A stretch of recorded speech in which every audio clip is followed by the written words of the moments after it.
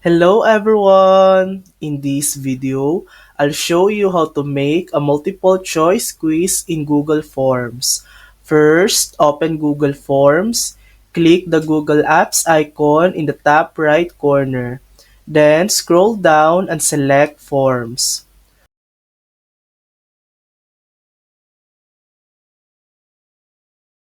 After that, click the blank form to start fresh.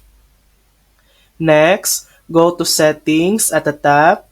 Turn on the option that says Make this a quiz.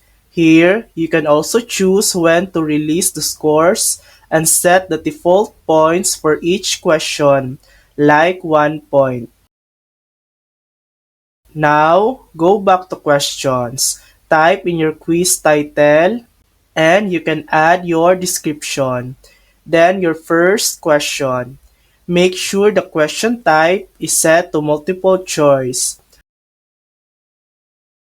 Add your answer options. Then mark the question as required. After that, click Answer key. Pick the correct answer, give it points, and press Done.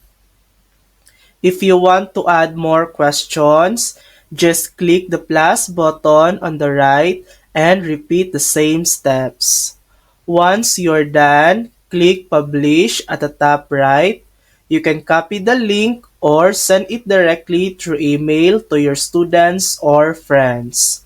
And that's it. That's how to make a multiple choice quiz in Google Forms.